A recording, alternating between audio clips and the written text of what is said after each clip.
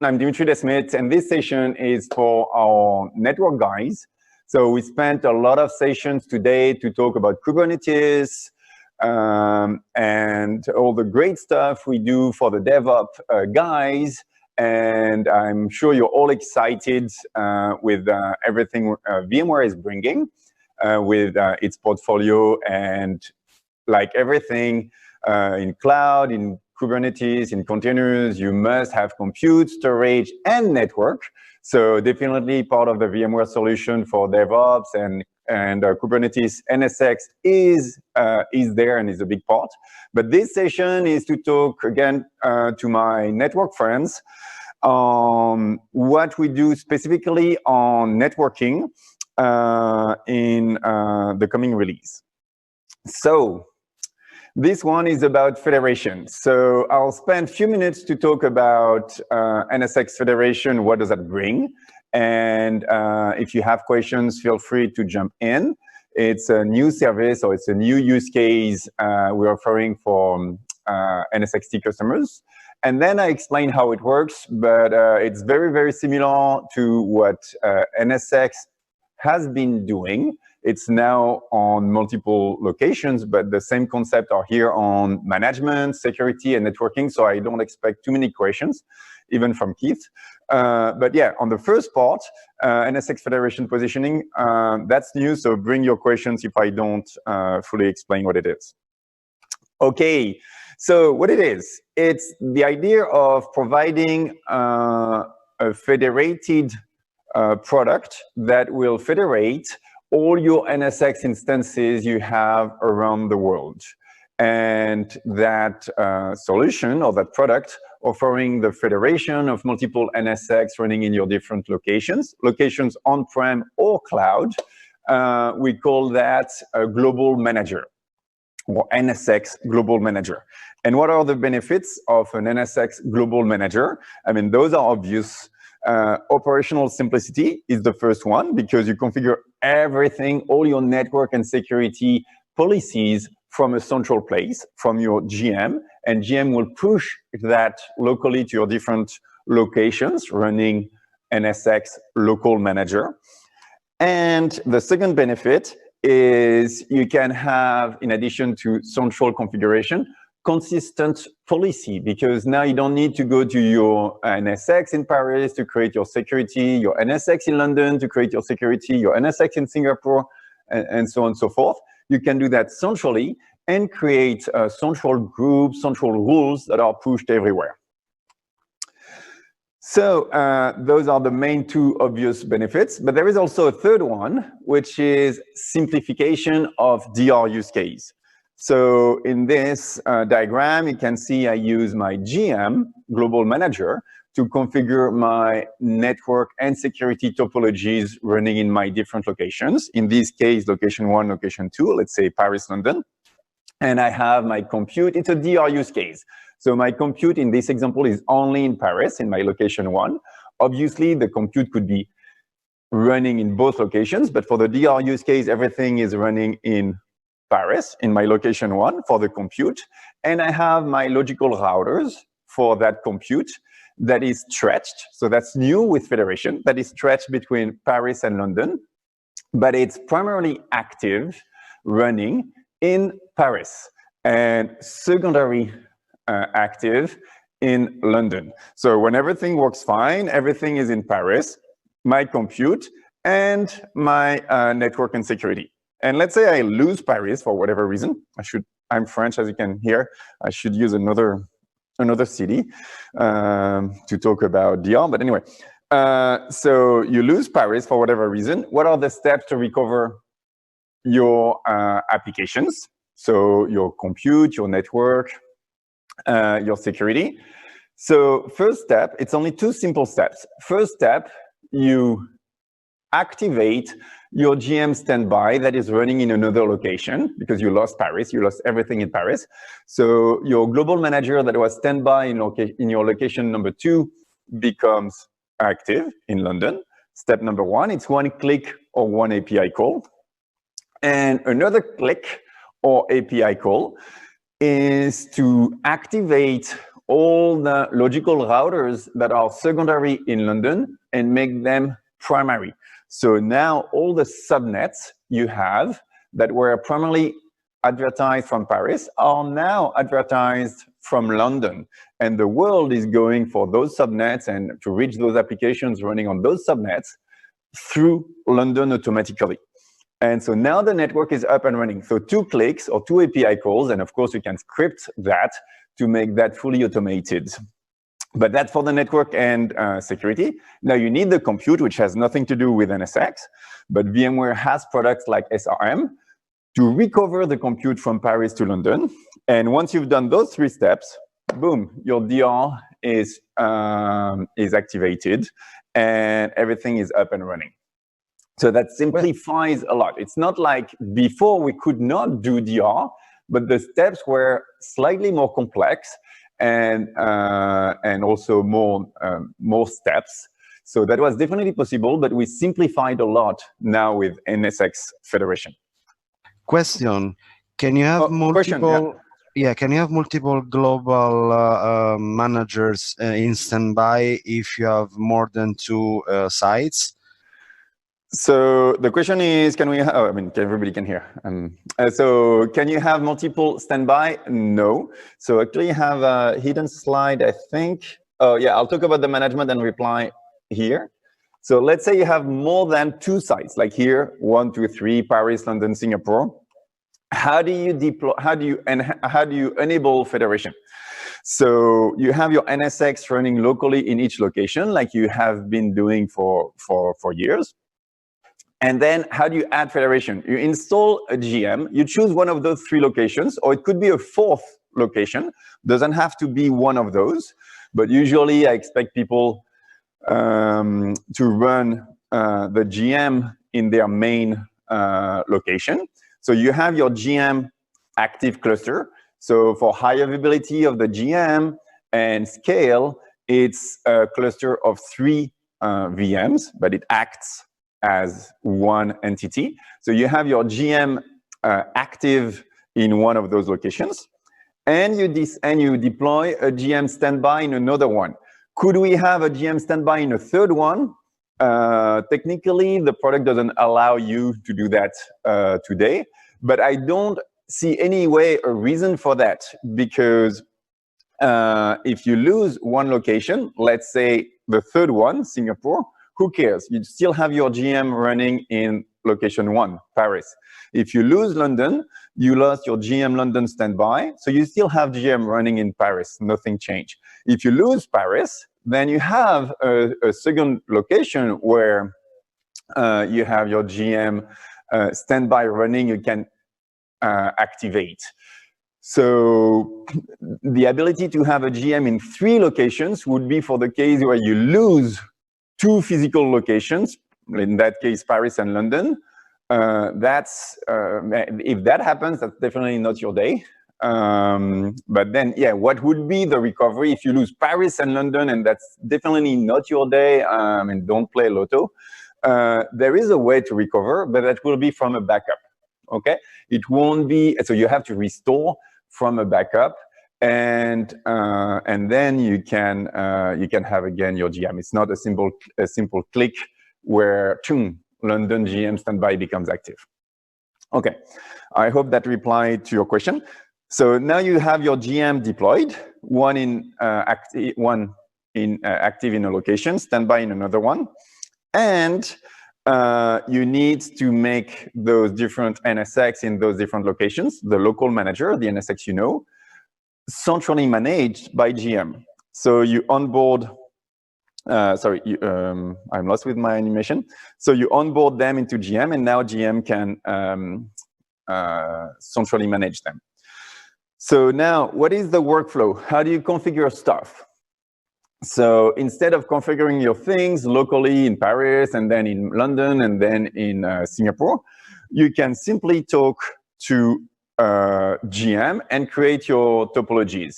And that will be pushed to the different LM. And you can do new stuff like your networks, your logical router. You can make a logical router that is only for Paris, or you can make a logical router that is stretched, a single logical router entity, but that is stretched among 2 or more locations. So if I take this example, you can see that I'm creating a logical router tier 0 for the north-south communication, a tier 1 router for my east-west communication, but this one is stretched between Paris and London, and one segment, one subnet behind this tier 1. So how do I do that? Click, click, click, API, directly to GM, and GM will synchronize that information to GM standby, and we'll push that to the relevant LM. So in my case, LM Paris, LM London, not LM Singapore, because what I just created is not relevant for Singapore. So that's as simple as that, and I'll do a quick demo afterwards. I hope I'll get some time. Now, so you did see the communication between GM and LM.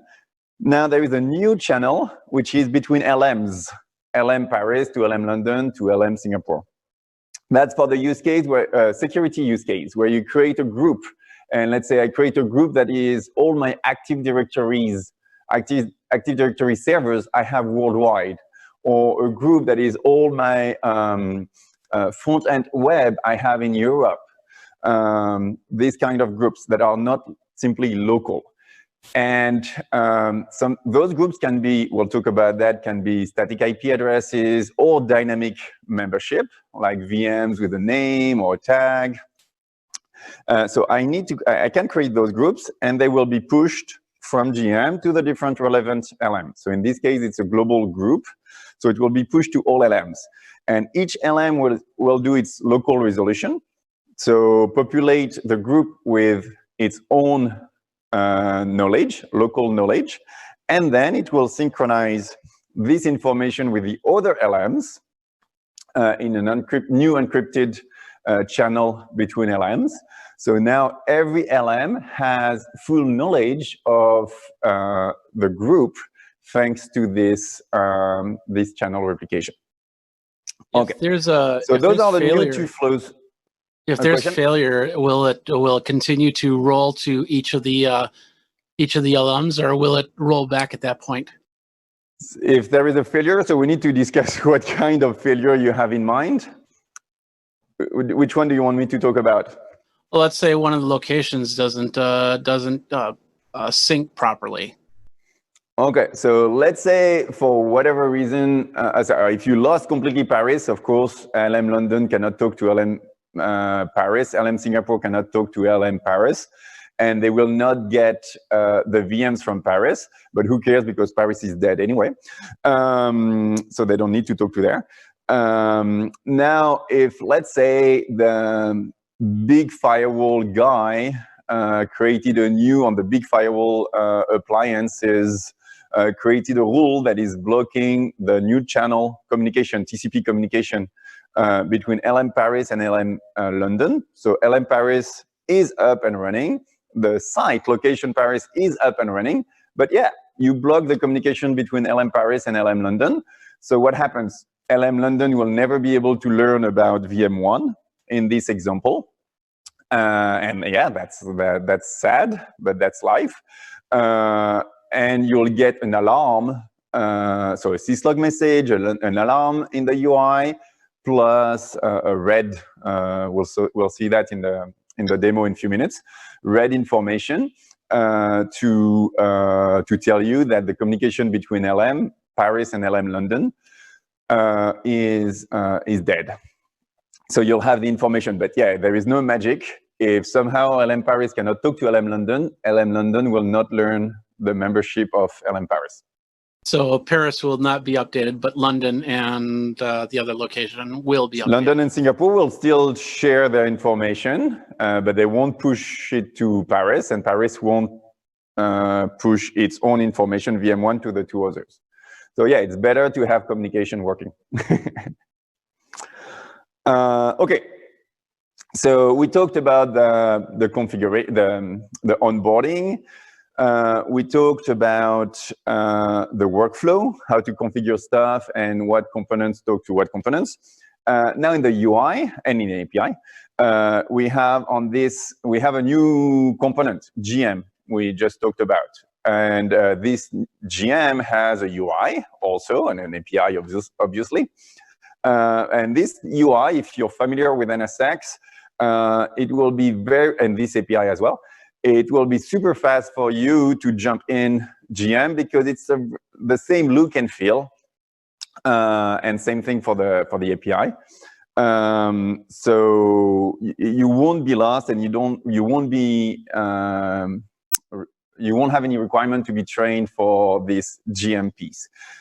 So the same UI, same API again. The only thing that is new is this location manager, and that makes sense. And what is new is also the location selector. So if I'm on GM UI, I can jump to any of the LM, local managers, if I want to look at what is pushed to the LM and do, I don't know, deep troubleshooting or whatever.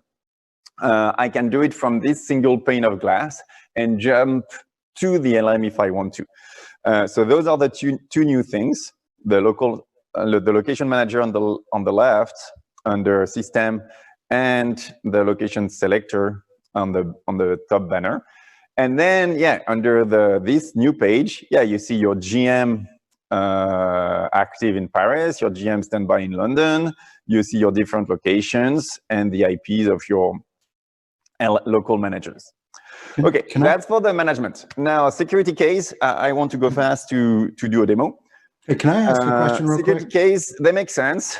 And if you come from NSX-V, the former NSX solution, we have on this former NSX solution the ability to support federation, multi-sites, but it had a limitation, which was under security. I had to use IP addresses like your grandpa was doing on his firewall, and could not use dynamic object concepts that people loved on NSX-V and do love on NSX-T. Federation allows you that. So everything from GM, you just create groups like you're used to do it on NSX-LM, the NSX you know. And you can create those groups now on GM that are global, worldwide, that are for a region like EMEA, like US, like APAC. Or still from GM, you can create groups that are only for a specific location. And then you create your rules, and you can create rules the way you want. A local group allowed to talk to a region groups or to a global groups, and so on and so forth. And those groups creation can be, again, using any concept we have with static membership or dynamic membership, like VM tags, VM names, and so on and so forth. So from customers, we know people who are already involved in this solution. That was a key sales point. Yeah, there was a question from Thoras. Sarah? No? Okay. Okay, now the network. So again, you can create everything from GM. So you can create your routers that are physically in one location, or that can be stretched. And you add services on top of those routers, firewall, NAT, and so on, DHCP, DNS. And you do that centrally from GM. And now, before the thank you, if there are no questions, let's look at it. So here I just logged in before. So I am on my GM. So everything here is my GM view, and it's really the same look and feel you know from NSX that has been there for a while. So you can see I have from GM, I created a bunch of, a small bunch of networking, security, and I have two locations. You can see here, and you can see here if I want to jump to them directly without going straight to the local LMs. And you can see that, in this view, I have my Paris. I did not install a GM standby. That's bad. If I lose my location Paris, I won't be able to recover quick. but I should do that. It's a lab, who cares? I have 2 locations, London and Paris. Yeah, in real life, I should have a cluster of 3 NSX LMs, as you know, for high availability scale, but again, it's just a lab. You can see this, the synchronization status is all good. So if for whatever reason, London cannot talk to Paris, that would be red, and I could quickly see that the communication between London and Paris is blocked, and I would call the physical firewall guy to please open this communication flow from my LM London to LM Paris. And I created a bunch of networking and a bunch of security. Networking, you can see I created a tier 0 north-south that is Paris-London. And because I'm French, it's primarily active in Paris and secondary in London. And I created a bunch of tier 1, some that are stretched, some that are not stretched, only in Paris, only in London. And I can check the status, so that was pushed correctly. I can even see on which edge node it was pushed correctly. And because I want to look cool, I did not name my edge nodes, I just realized. And it's using UUID, so I can feel like people can believe I'm a great developer.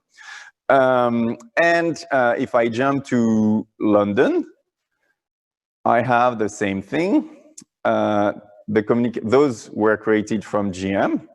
I can use this new enhancement we have in the coming release, which is network topology, where I can see this in a graphical view.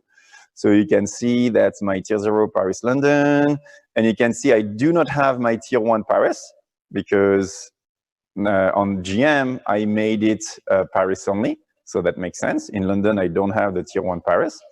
So this is the new view. If you like the old table view, you can see it here. You can see it's GM owned.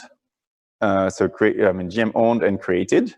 My tier 1, my tier 0, and so on and so forth. In Paris will be the same, but obviously I will have the tier 1 Paris, but not the tier 1 London.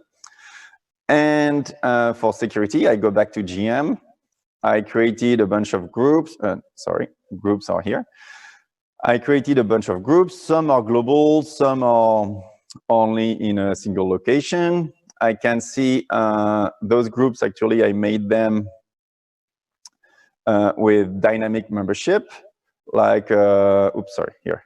All the VMs with the name that contains LS1. And I can see that I have some VMs. Yeah, sorry for that. It's a known issue on this beta, but everything works fine.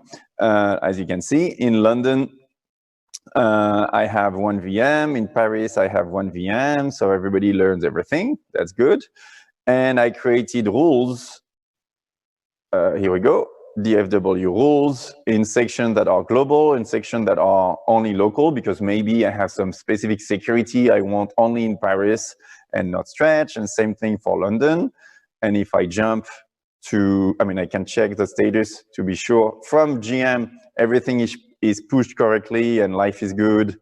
And it has been pushed to London, pushed to Paris, up to the ESX in London, up to the ESX in Paris. So life is good. I don't need to jump to LM to validate everything is good. But if I want to, because I'm paranoid or whatever, I can see that also in London, I have my groups. Of course, I do not have the group Paris, because this one was only for Paris. And, and then my DFW, my DFW, I have my sections, global and London, but obviously not Paris. Okay, I think I've been able to make it in my 30 minutes I received for this introduction to Federation. So I don't know if you have other specific questions before we close that topic and we move to some other amazing topics. Actually, can I ask a question real quick? Yes. So obviously there's service mesh and things like that under the covers up until we got to this section here on Federation. does the federation portion from a global perspective, is that working towards or have anything related to the service mesh with as part of the Kubernetes portion? No. Okay. that one in its implementation has nothing to do with this. Okay. And yeah, but that doesn't make it a not as great product. It's not because some technology is not using service mesh. It doesn't reply to amazing services and makes it an amazing solution. Yep. Nope. Like I say, it's kind of laying it in my head. It really looks like that you could really play some service mesh stuff there, but we'll leave it at that. Thank you. No, true. That's it. It's true. Yeah. Yep. Yeah. Great stuff. That's it. Just to finish on this, the needs and the requirements are still quite different. I mean, we don't expect people to have thousands and thousands of locations, and so the communication between the different endpoints does not need such massive scale. It's much more controlled. And also, we have some internal optimizations to be sure that endpoints talk to other endpoints only for the relevant stuff. Like the example I gave, if I create a network that is only in Paris and London, then yeah, don't talk to Singapore. So yeah, service mesh could be used, but we do it differently, and that's just fine.